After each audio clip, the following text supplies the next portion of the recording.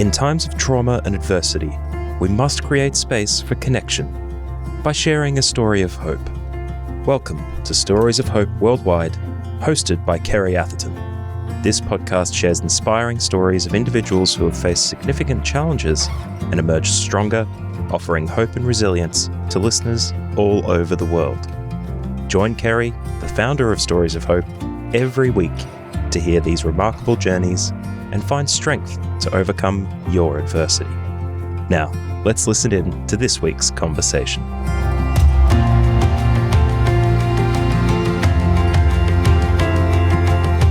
Welcome to another episode of Stories of Hope Worldwide.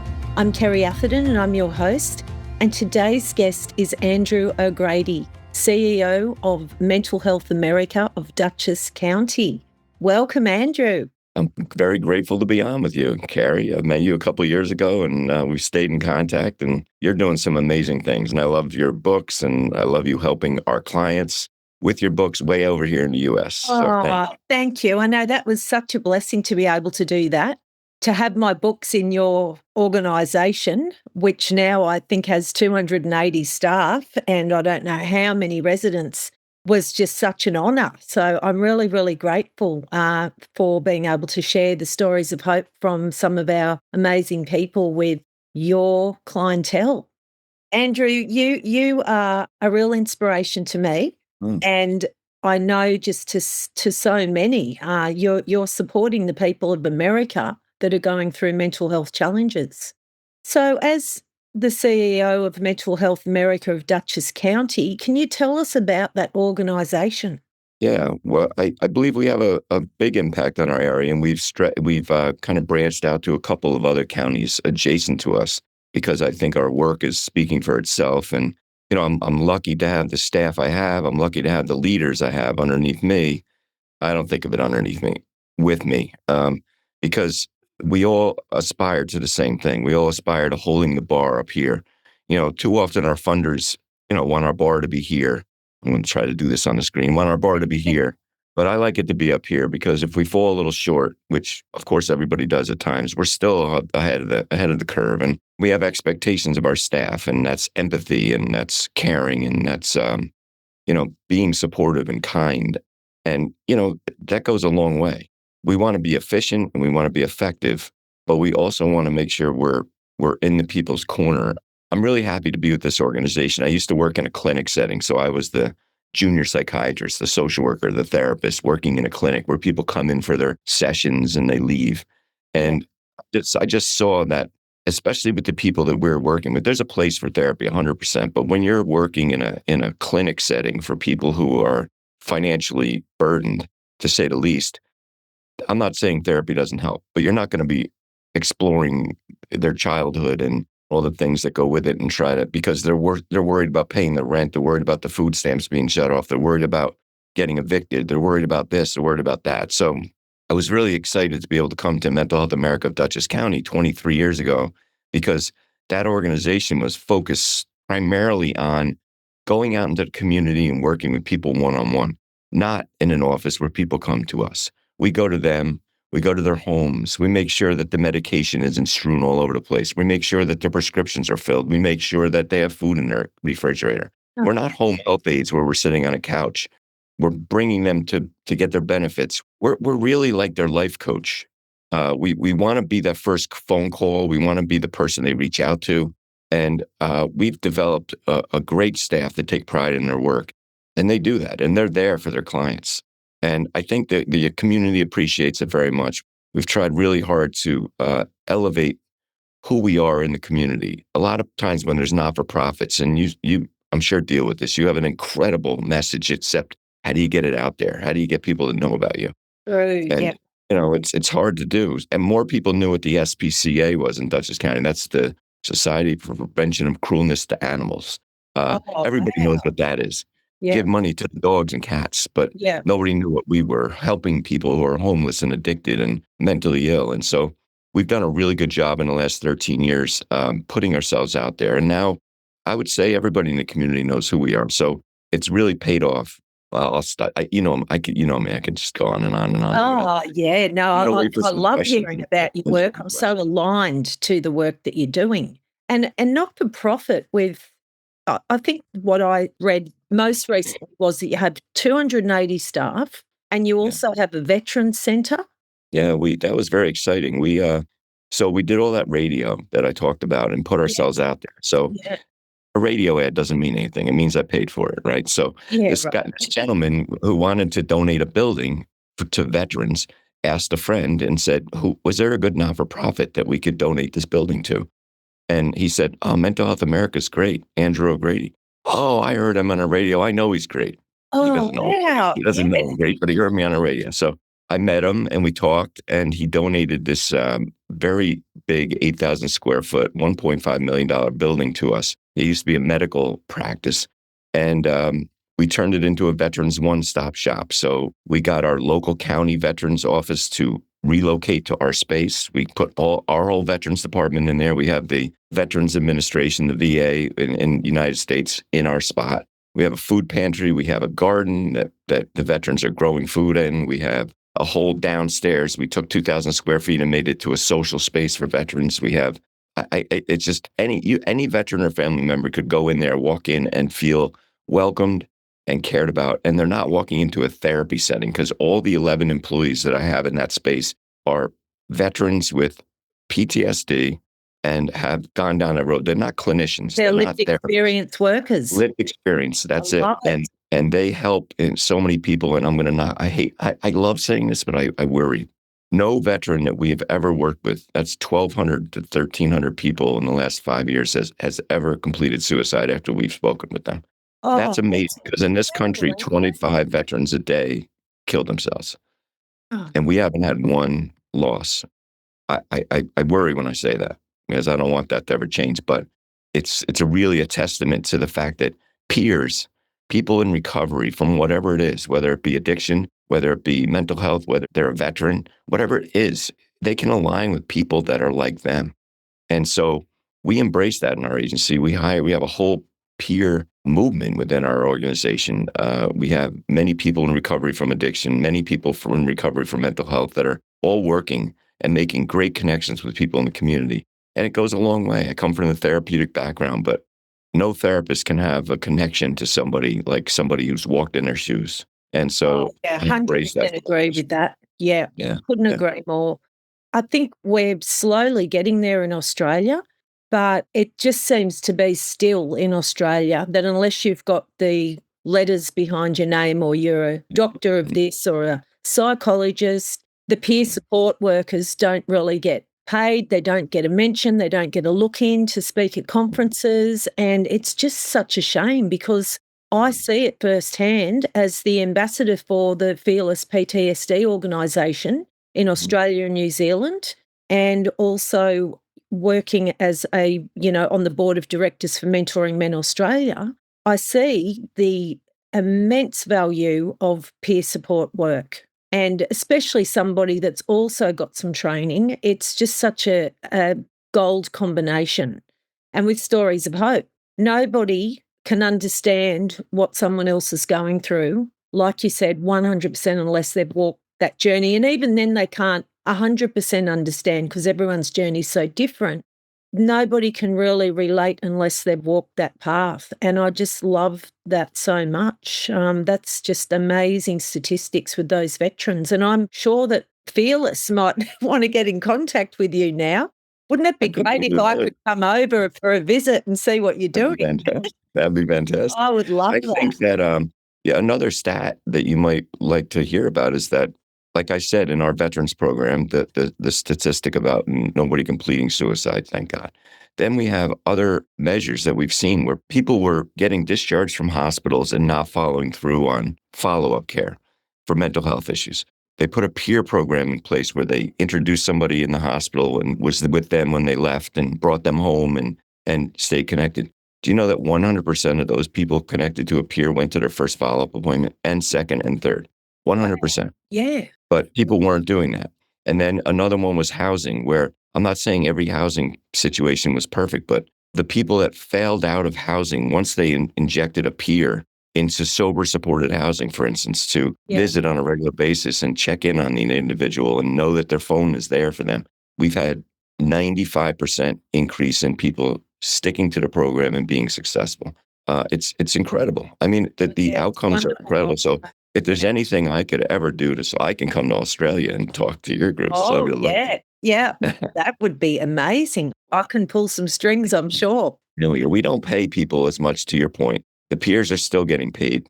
Maybe, I don't know, they're getting paid less than the initials after names, which makes sense, I guess. But they're still not getting paid, but they're certainly being acknowledged. And money is flowing in our state, in our country, and in our state down to agencies who are prioritizing peer work. So it's a good thing. It's a very positive thing. But even still, Andrew, there's a massive place for volunteerism, isn't there? Like doing volunteer work and giving back, to me, is really one of the cornerstones of recovery. And I see that in the 12-step program. I mean, there's a place for us to have to earn a living, and then there's a place for us also to have where we can volunteer our time. And I can't imagine not doing either. I mean, you obviously need the money to survive, but the heartbeat, the thing that gets me up every morning is, what can I do today to help change someone else's life? And often there's no money involved in that. No. And I have a lot of those clients that you talked about that they don't have the money to come and pay. And often what I'm doing is crisis counselling, and we never actually really get to the nuts and bolts of what's going on underneath because they can't afford those. So what I do is I've got a lot of other community agencies that I try and connect these people up with, because we know that the opposite of addiction is connection. Mm-hmm. And that's true. Yeah. And not every person that's struggling with mental health is struggling with addictions either. But we were born for connection, weren't we? And there's just such a healing thing about linking two people up together. Loneliness is a terrible tragedy for people, and it's a trigger, and it makes whatever you're dealing with just get worse really quick. Yeah, that's right.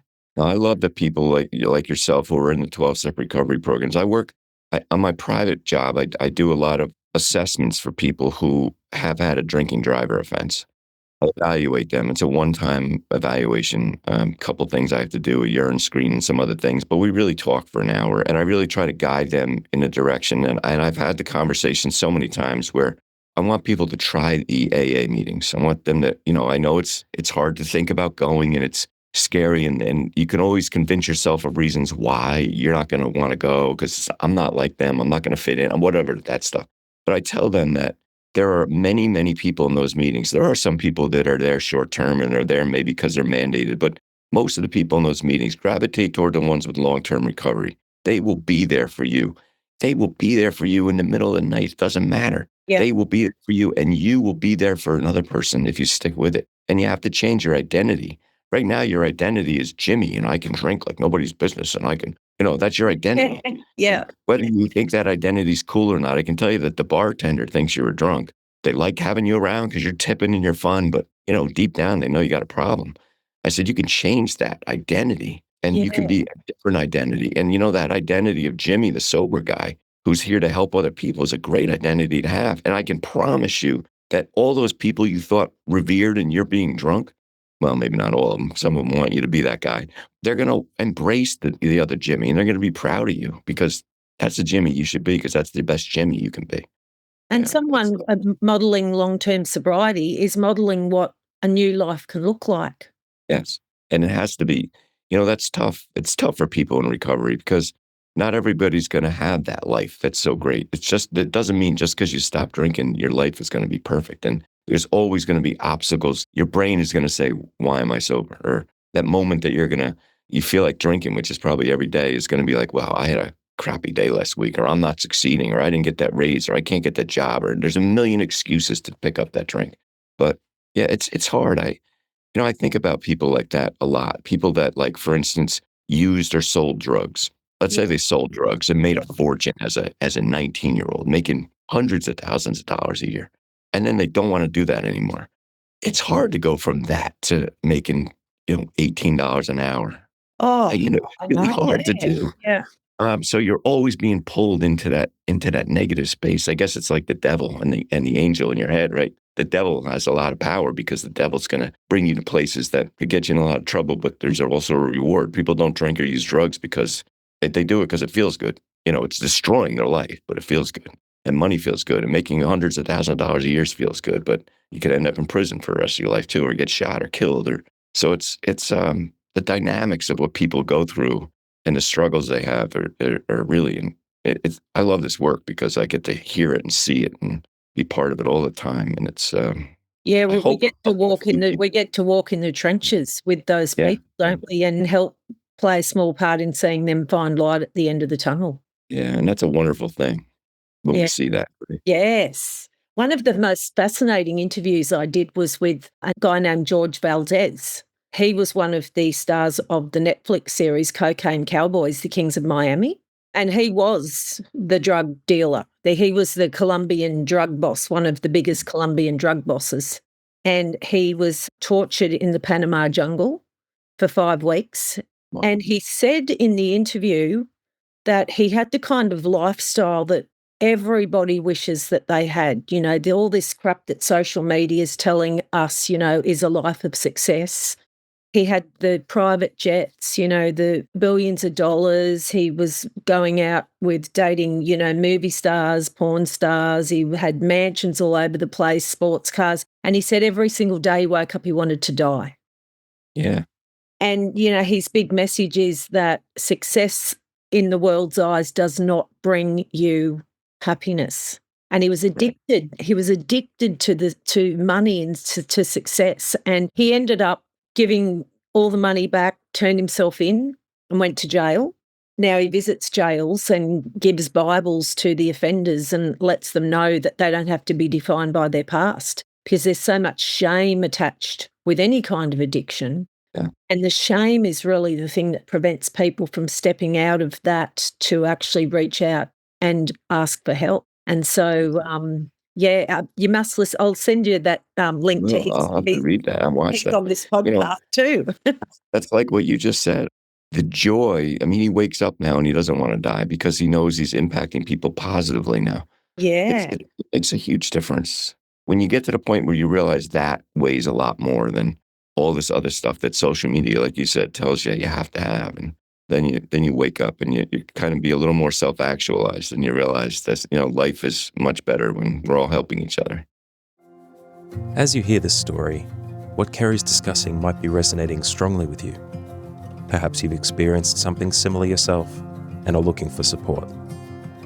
Kerry Atherton is an experienced counsellor and wellbeing coach and has private sessions available if you or someone you know needs some help. You don't have to deal with trauma, addiction, PTSD, and abuse alone. If you'd like to talk about today's episode or your own experiences, book a session with Kerry at empowerlifesolutions.com.au or check the link in the show notes and embrace a future filled with hope. Now back to the episode. Andrew, what's the greatest thing at the moment that the people of America are struggling with, do you think? I got to tell you that the pulse I have on this country is that there's a lot more horns honking. There's a lot more people on edge. It just seems like people are less patient. I think that the economy is a struggle for a lot of people. I think there was a wave where the under Joe Biden, the inflation went up like it did all over the world. And we took about 2 years. People struggled, and then salaries kind of rose to meet that a little bit. But you can't keep raising salaries over and over again. So we already had that raise. There's not a lot of movement anymore. And inflation keeps going up, it seems. Costs are going up, whether it be because of tariffs or whatever it might be. I don't know. I'm not going to get into that. But it's a mess. Then there's this whole, I feel like the people that are marginalized in this country, the people that are relying on benefits to help them get through, are under attack.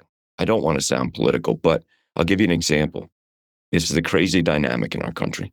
We have something called HUD, Housing and Urban Development, and HUD gives billions of dollars out annually to communities throughout the United States of America. The money comes down to agencies like mine, for instance, and we use that money to house people and we subsidize their rent. They pay 30% of their income. toward rent, and we pay the rest with this hub subsidy. Most of the people that are on these subsidies are elderly, disabled people. That's most of the people in those subsidies. Last year, when President Trump took office, Elon Musk came in and had this Doge where he was just trying to cut all these programs that he didn't think made sense. They tried to cut all the HUD money immediately. It didn't happen, thank God. The courts got in the way and the money was restored, except they had a whole year to think about how we can do this without getting shot down by the court. So now we have to reapply like we do every year. We're just one agency with 73 people that we house with this money that we get. We're just one agency of the whole country. Right. When we apply, we get scored. And if you get scored a certain level, you get the money. It's been a given that we're going to get it because it's been this way for 30 years. It just happens. And we don't waste the money. There's measurements we have to do. We're not wasting money. So now, if an agency ever had a DEI program, diversity, equity, and inclusion program, then we get negative points. If we ever worked within a community or a state that had a sanctuary city, which is where our towns help people that are immigrants, we lose points. What? It's insane. I don't think this isn't even in the news yet. People don't even talk about this. No, this is news to me. Yes. So literally what's going to happen is the states that are going to get the points, the applicants that are going to get points are going to be all from states that really don't give a crap about diversity, equity, inclusion, that would never embrace the immigrant population that are, the 1800s of the United States of America. So that the money's going to shift. And you know what's going to happen if we don't get this grant? And we're just one agency. There is another agency in my community that gets 250 beds. We have 73. If we don't get this money, what's going to happen is we're going to have to tell our clients that we're paying landlords their rent. We're going to have to tell the clients we can't pay their landlord anymore because we don't have the money. So you're going to have to pay them yourself in full, which they can't do. So what's going to happen is the landlord is going to be without rent for 4 months, and then they can take them to court to evict them. That takes a month and a half. And then these people in 6 months are going to be out on the street. What's happening right now in this country, from my point of view, from a not-for-profit agency, it's very scary, very disappointing. And most of my friends don't understand this world at all. They work in business, they work in finance, they don't get it. They come to my events and they understand a little bit of what we do, but they're like most people. They don't understand the whole people on public assistance and food stamps. They don't. It's not their world, so they don't get it, and most people don't get it. But and when you're an empath and you're walking the ground, you're working on the ground with these people day in and day out, as you and I have, and I've done a lot of work with the homeless as well.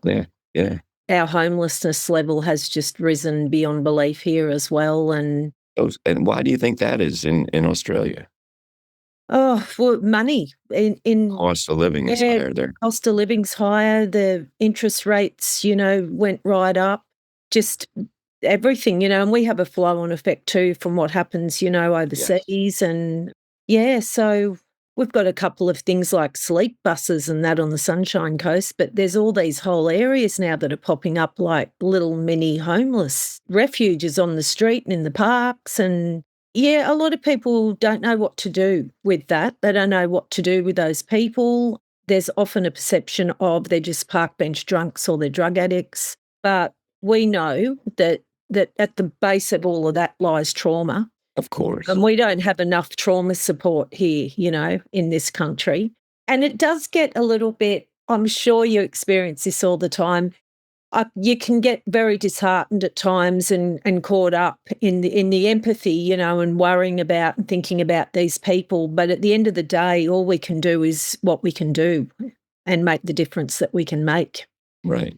And try and connect with as many outside agencies as possible. And I'm a real connector. And fortunately, there's a lot of different agencies here. And I think in our community, we really do band together. And we just had a lovely lady puts on these amazing awards, Sunshine Coast Community Awards. And I just won an award, never won an award in my life before. And I got 2 awards for my community work in the last month. But what that did was it's raise the awareness. It's like you said, getting the word out about the work and about, we have this here. it's very much a peer thing because people come into the room and they sit there with other people that have been through life and hard times like them. But the great thing about it is they're all people that are wanting to do better in life. They're not caught in, and if there are some that come in caught in that victim mentality, it's soon shaken out when they hear stories of the people that get up and say, hey, there can be a purpose from your pain. Right. And I know, you're spreading that hope there, and you're close to New York there where you are? Yeah, I'm in New York State.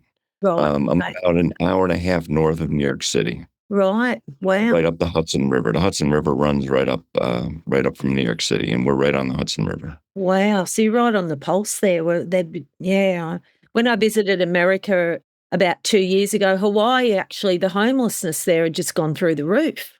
Talk about the homeless. Last year, Donald Trump was talking about how he's going to clean up Washington, D.C. He's going to clean it up. There's going to be no more homeless here. We can't have homeless in Washington, D.C. I was very worried about the homeless people. I go to conferences there twice a year, and there are a lot of homeless people there. A lot of people that were there sleeping on the streets, sleeping in the flower beds, curled up on the grates. And, anyway, a lot of them were asking for money. A lot of them were clearly mentally ill. So in this country, we kind of really went way too far shutting down the institutionalized hospitals, the longer-term institutional hospitals for people with mental illness. We shut them down. It's like they don't exist anymore. So there's really no place for people like that to go to get help. So what happens is and then they had this thing, bail reform in this country, which meant that we're not going to keep people in prison or jail for a long time for certain offenses and let them all out. So we did that, which is good in a lot of sense, except that there was no place for them to go. And they happened to be mentally ill because they shut down the long-term mental health institutions first. They all ended up in prison and jail. So now we have a huge release of people from prison and jail who have mental illness, and they all end up in a homeless. I'm saying, I shouldn't say all, that's too much, but many of them end up being homeless. So he's going to clean up Washington, D.C. And he said, like, in 2 weeks, he cleaned up the whole city. And I was worried. And I actually interviewed a woman I talked to a woman recently who was from Washington, D.C. And she told me, I said, you got to tell me what happened down there. Because I went down. I was curious. I went down about 6 weeks after he did that. And I wanted to see what Washington, D.C. looked like. It was much cleaner. Right. Yeah. It was cleaner. There was not a lot of people on cardboard boxes. There was not a lot of people. Nobody came up to me asking me for money, which was a certainty before. So I was worried, and she validated my worry. My worry was that they went around because there were still homeless people, but they weren't bothering any. They weren't coming up to anybody, and they weren't setting up shop anywhere. So basically, what the government did was they went and said, "Okay, you're mentally ill. You're gone," and they farmed them out to hospitals all over a 3-state area. They just brought them to the hospitals. They're going to get out of those hospitals and be homeless in those other towns. That's what's going to happen because they're homeless. Right. So they got brought out to other hospitals. The ones that were addicted were brought out to hospitals, whatever. The ones that were breaking the law, they got arrested. And then they basically whispered to everybody else, whether they had to say it or not. If you talk to people walking the street, you're going to get hauled off like these other people. And if you set up a cardboard box and try to sleep on it, you're going right to jail. And so that's how it got cleaned up. That's not a good thing. Where are these people? They're all just all over now, all over 3-state area. And the homelessness is rising in other states. But because it's Washington, D.C., our state, our capital, it's clean now. Right. It's there's no answer. There's no answer to help these people except, there are some answers. Let's spend some money on housing for people. But it's a big topic, isn't it, Andrew? Sure big is. Topic. And I love it that you've actually changed your mission statement recently to being able to provide care without jumping through unnecessary hoops. I don't know what it's like in Australia, but when you try to access some types of certain care, you have to go through so many different things, and you have to wait, and you have this form from your doctor and this form and that. And these are all unnecessary hoops that we do not want people to have to go through. So we will help you no matter what. We'll figure it out. And let's figure out those hoops later, but let's not wait for you to get in here because you have hoops to jump through. We're not going to do that. Well, I must introduce you to somebody who's become a good friend of mine, Dr. Jim Logopoulos, and he actually has just built Australia's first national trauma centre. Oh, wow. Yeah, a couple of years ago. And he's currently in the process of building a mental health integrated hospital an 8-story hospital next to our government hospital, and it's really the first of its kind in Australia. I love it. He's offering different types of treatment there, and for people that don't respond properly to medication, like ketamine treatment and targeted MRI on the brain to the specific part that's had the trauma, and amazing stuff. I don't know if it's cutting edge compared to what's going it on is. over there, but I'd It love is. to link you two up to have a chat, because I think you'd have a lot to talk about. I've always said that, and it sounds like he's doing it, which is fantastic for me to hear. I'm very excited about this because I hope we all follow suit. In our country, a medical hospital might have a floor that happens to be a mental health unit. And on that floor, there's 30, I'm making this up, but this is typical throughout this country, 30 patients on the floor, 50 patients on the floor. They could be patients that are moderately depressed that would never really hurt themselves or others, and they're harmless, but they're on that floor with trauma in their life. And the same people in that floor are people that are fluidly psychotic and throwing chairs down the hallway. How is that helpful to that person I just described first? It's not. They walk out of there with more trauma than they had when they went in. In a medical hospital, you have the ICU, you have the CCU, they have the cardiac unit, you have the orthopedic unit. We need that in a mental health hospital. We need different units for different people that are getting ketamine treatment, that are getting so that not every, and you step down as you get better. You go to a room with more amenities. You go to a room with a telephone. Yes, absolutely. In that one unit I described, nobody's allowed to have a telephone because there's a cord and you could kill yourself. Yeah. No one's allowed to have anything, a television. You can't have anything. None of it is helpful. None of it is therapeutic. And so as you get on your medication, you get a little bit better and you're less psychotic, maybe you gravitate toward another room that has more color in it, that has more healing power around it. And you have more amenities, and then you move your way out of the hospital and you get better. But right now you stay as long as you can until the insurance says we're not paying anymore, and then you're out. And you didn't get any better. In fact, you're probably worse because of the trauma you achieved while you're in there. So I love what he's doing. Oh, you will, and I will introduce you. And what he's doing is going to revolutionise, the medical mental health system here. And even you mentioned colour, even down to that. He sat with me and explained, the colour scheme and the way it's laid out so that it doesn't look like a hospital, probably looks more like a hotel, I love it. And we've got an amazing couple here on the Sunshine Coast who have donated millions of dollars, one person who has helped make all this happen. So great. As well as some government support, but mainly a private donor. So there's real hope out there. Just takes one, doesn't it? It is. It does. It does. Yeah. Andrew, can you just talk about the link between trauma and mental health? And what are some of the treatments that you're finding successful for recovery over there? So I am a mental health first aid trainer, which is a worldwide course, and it talks about the top 3 forms of mental health, the first being anxiety disorder, the highest, then depressive disorder, and then substance abuse disorder. What's your take on that, and what are some of the treatments that you're finding successful? Well, number one, I applaud you for that mental health first aid. We do that here as well. We have a contract with our state MHA, and we get money to make sure that we have trainers on staff that do mental health first aid. We go into the school, we have children's mental health first aid, and it's fantastic. It's very important. I think that the numbers for trauma are a lot higher. And yes, I agree, anxiety, depression, and alcohol and substance abuse, top 3.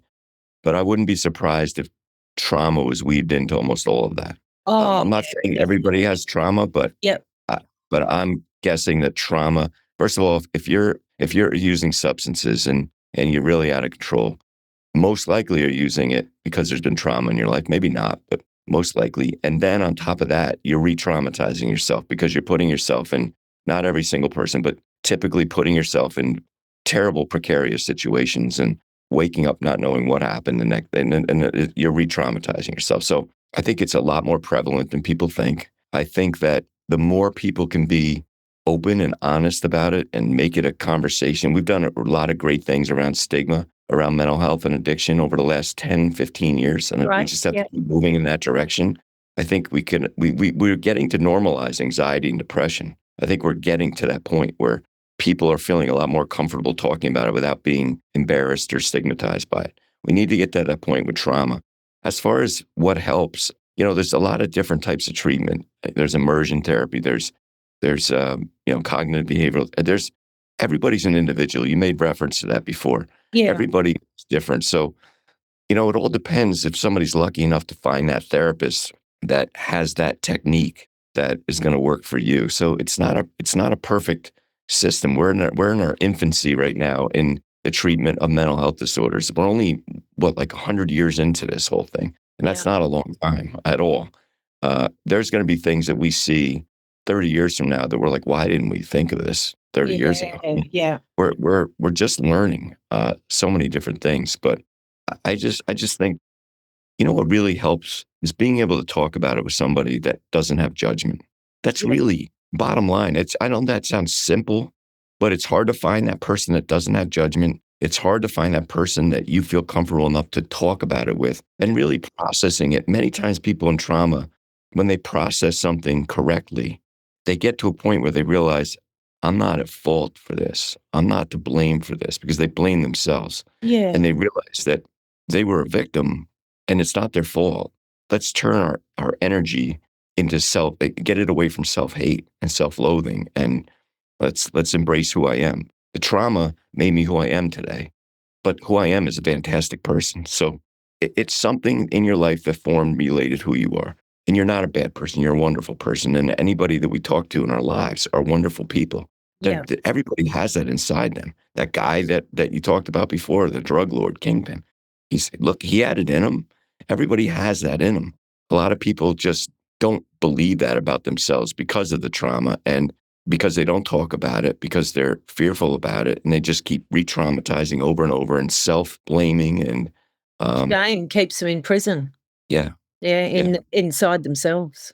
Yes, exactly. So really, I know that's a simplified answer, and I'm not talking about a specific therapy, but No, that's we need great. more therapists. You don't even need therapists. We need more people that take mental health first aid, that can just talk, just converse with somebody and realize that, and without judgment. People need to stop judging other people. That's a big problem in this world. We judge too many people. We judge and we're happy to watch people fail, and we need to lift people up in this world. We need to lift our fellow man up, not beat them down and revel in their failures or make fun of them because they're not making it. We need to help. So true. And judgment comes from lack of self-love. So if we can all learn to love ourselves and let go of that shame, there'll be less judgment towards other people. Well, that's what I kind of said, that a lot of times people in trauma believe that they're to blame for it, that they did. Either the person that traumatized them made them believe they had it coming, or whatever. They blame themselves. They should have done this. You should have done that. It's not their fault. It's not their fault. With the trauma of addiction, something that I came to about, it was maybe a couple of years ago now, and I've been sober for 43 years, because whenever I'd put my head down to try and go to sleep, even in the afternoon, have a nap, I'd find these flashbacks happening, and I was always trying to put the pieces back together of when I had the blackouts and what happened, and it just it wasn't distressing, but it just kept coming like a bad movie, and I just couldn't work it out. And I just came to this resolution this particular day. This is probably how it's going to always be. And life for a recovering addict or alcoholic, or let's even add trauma survivor in there, is like a jigsaw puzzle which remains unsolved, and one where the pieces can never be put back together again, but a brand new jigsaw puzzle, a beautiful one, can be made. Beautiful way to say it. And you're absolutely right. And it's a great perception to have. Yeah. It's like, doesn't matter what the pieces looked like before, and if they don't fit back together again, I'm going to make a new one. And we can all take that up, so. And I bet you yours will be very colorful because you're very colorful. It is very colourful. And I'm well known on the Sunshine Coast for being the colour person. But there's a reason I dress in colour, because back in the day when I suffered from severe depression, all I wore was black. And I'm really gothic. I had black eyeline. This is an audio only, but we do some reels from this, so we'll get some. But I had black kohl eye pencil all around from under my eyebrows, right under my eyes. I had my fingernails painted black. I wore black and I felt black. Hmm. And since I have been in recovery, colour has been such an important part of my recovery. And there's actually a term for it called dopamine dressing. And so I have so many people come up to me at the shopping centre and everywhere, and they say, I love your colour. And it's like it's lifted them up, you know. They're like, oh, I just feel so happy seeing your coloured earrings in your coloured clothes. And so many of my friends now are wearing more colour, and they're like, you've inspired me to wear colour. Colour is something that makes the world go round. Well, Anyway, the hospitals need color and yeah, I just know. Yeah. joy. And, Colour makes you happy and brings joy. And absolutely. even without saying anything, we can bring joy. That's an example, you know. Exactly. Andrew, it takes a amazing skill set to be the CEO of such an impactful and life-changing organisation, such as what you are running. I love the way that you talked about it before, and you included the people, you know, in the top with you. But the reality is that in any organisation, there is somebody at the top that's leading, and they're leading the culture. And you're such a kind person. I can just imagine that the whole culture there, that will just flow down through the whole culture. What's been the high point of your career there? I think growing the agency from 100 employees to 280, not just because it's the size of it, because we get to hire 180 more people in our community. That's great. We get to hire them in jobs that are helping other people. That's great. And we're touching the lives of thousands and thousands of more people in our community in a positive way. So I think when I retire someday, I think I'd want to just know that this agency flourished and it's touching lives in a positive way. And I don't know, I have a hard time saying things like that about myself. That's very kind of you to say.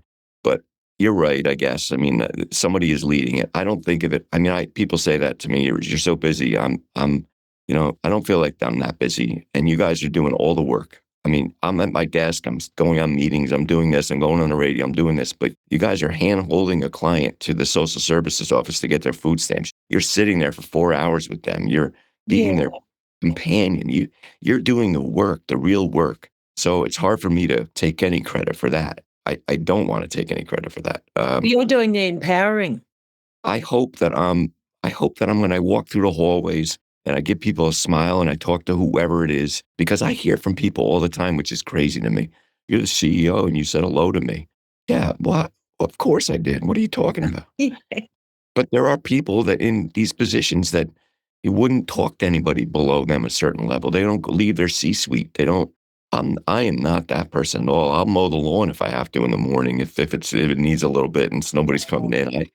I just hope that people know that I'm a person that wants to have a relationship with everybody in the agency, and I'm not just some guy sitting at a desk. That my door is always open for anybody to walk in and talk to me about anything. So that's the way I manage, and that's I'm a pretty down to earth guy. I wear jeans to work. I'm not a guy with a suit and tie.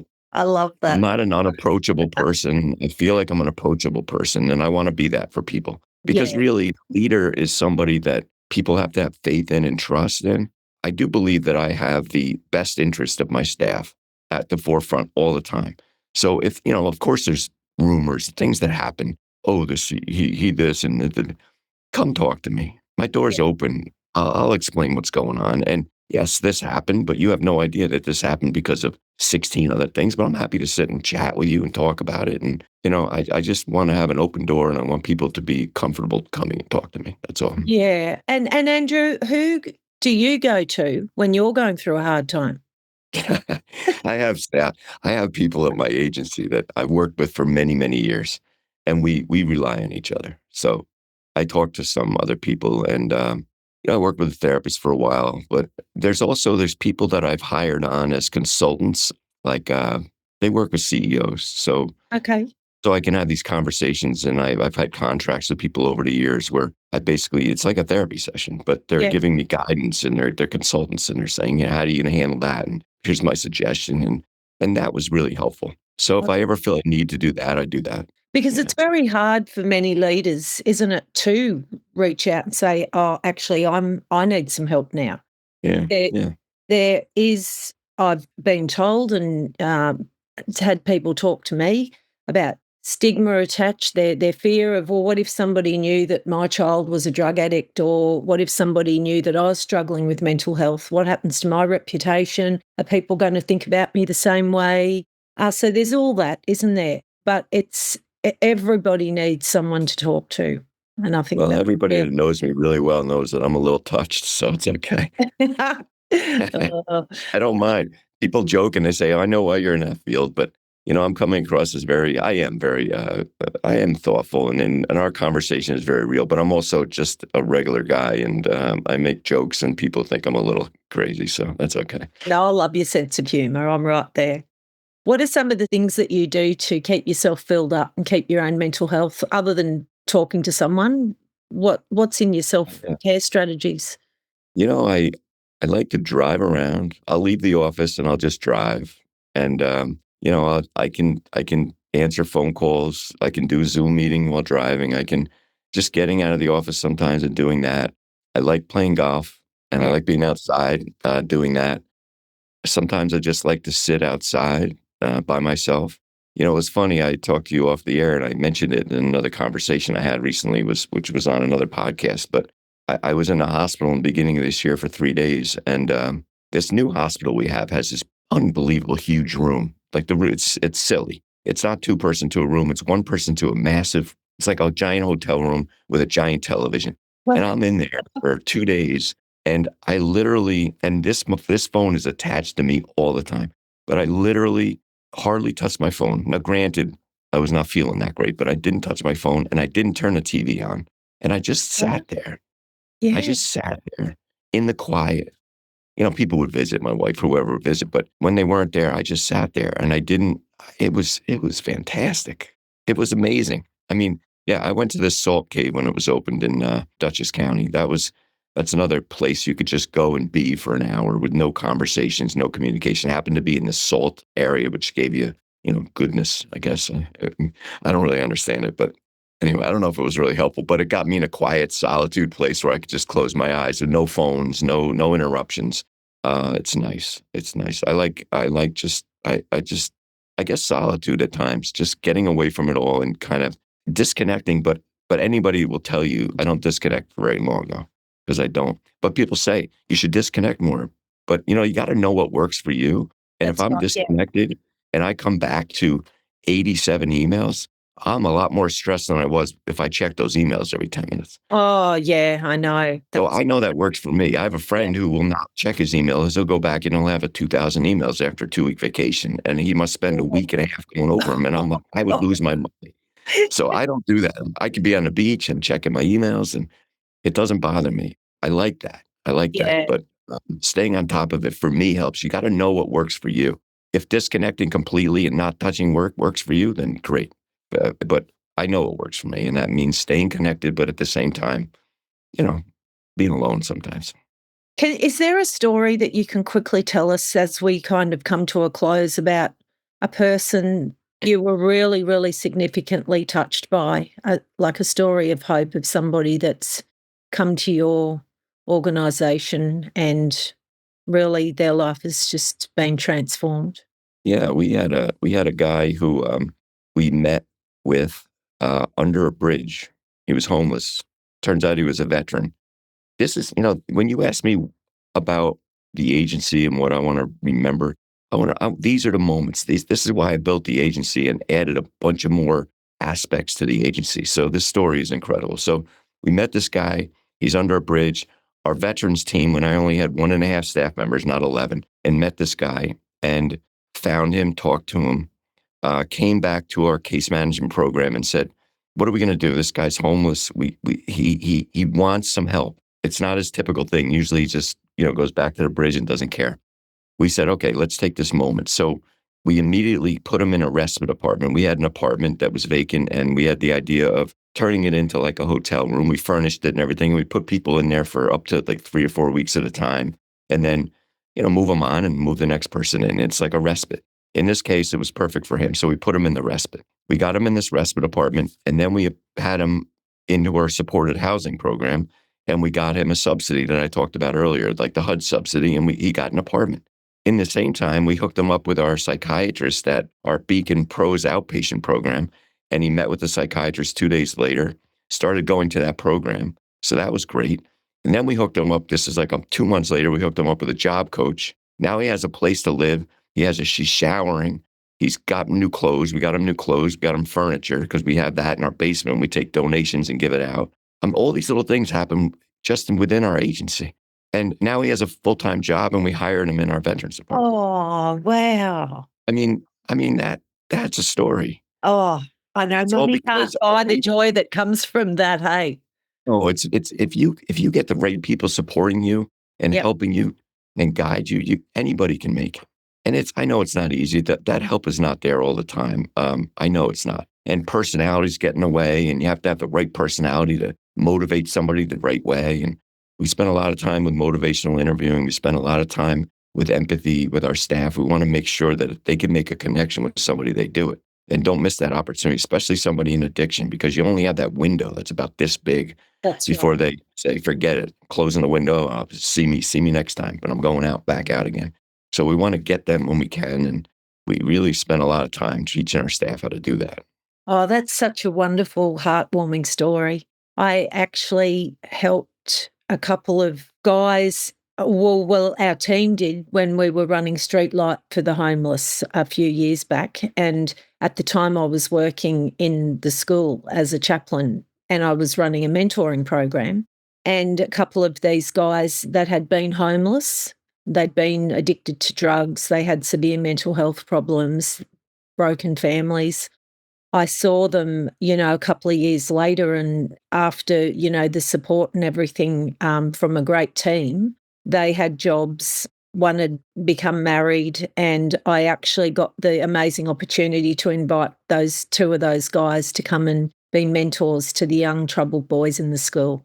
It's so nice. Yeah, and I hadn't seen him for ages, and I bumped into one of them just about, 6 months ago, and now he's got a family with 3 kids, and he's just thriving, and he's got an amazing job. And so to just play a small part and throw a bit of the seed on the ground. Yeah. And it takes, a village, doesn't it? Other people come and water that seed, but to just play a small part of that brings such joy. And I'm so There's glad countless stories like that for you and me. There's countless stories. I mean, that's just one that really was over the top, but there's countless stories of people who have made successes. They did it themselves, but they did it because, we had a small part in motivating them to do it. And it's a really great feeling. That's why we do the work. I mean, we don't get paid a fortune. We do the work because we see the successes people have, and it's fantastic. Yeah, well, we want to help change lives, don't we? So with that, as we close now, what's your message for the world? The world. We just need to be kinder to each other and less judgment and more understanding and more wanting to understand where people come from and their background and their teachings and why they feel a certain way. And let's have conversations that aren't immediately shut down. I guess I'm talking about this country at this point, but it's probably worldwide where people have just strong opinions about one thing or the other, that as soon as they find out the other person has a different philosophy or different political motivation or whatever, it's all of a sudden they're shut down and they're morons. And we need to be better with each other. We need to talk to each other. We need to communicate and negotiate for the better of everybody. We can't just jam things down people's throat. In this country, what's happening politically is we're jamming things down people's throat, the other side. And then the other side takes power and they undo everything this one did. And we're back to square one. 14 years go by, 20 years go by. We haven't succeeded in building a high-speed train. We haven't fixed our bridges. We haven't done anything in this country. And all these other countries are bypassing us because we're just sitting there doing this, undo the other guy last time that was in. It's just terrible. We need to communicate. Everybody needs to stop with the insults, and we need to just accept people for who they are and have a conversation and find the goodness in everybody and embrace that goodness. Everybody has goodness in them, regardless of where they come from, what they look like, anything. Everybody has goodness in them. Let's find the goodness in each other. That's all. Oh, thank you. I love that so much. And how can people contact you at Mental Health America? You can send me an email if you'd like at aogrady, AOGRADY, at MHA, like Mental Health America, MHA Dutchess, DUTCHESS.org, MHADutchess.org. Or you can have my cell phone number. Call me anytime. And we'll put that in the notes. Go to me on Facebook and Messenger. You've reached out to me on Messenger. You can find me on Facebook and Instagram, whatever. Reach out to me. It's been the most wonderful chat, and we're just so aligned and got so much in common. And thank you so much for sharing your heart and the massive difference that you're making in your area and far beyond, I'm sure. And I'll link you up with these Australian connections, and who knows what's going to happen. That'd be beautiful. Together there is hope, hey? Yes, there is. Thank you so much. Thank you, Andrew. Thank you for listening to Stories of Hope with Kerry Atherton. If this conversation helped you, please consider sharing the podcast with a friend or leaving a rating and review on your podcast player. If you'd like to find out more about Kerry Atherton, head to storiesofhope.com.au, where you can purchase her books or find her next event. Check the show notes for links and information about our guest in this episode. And remember, you don't have to walk your path alone.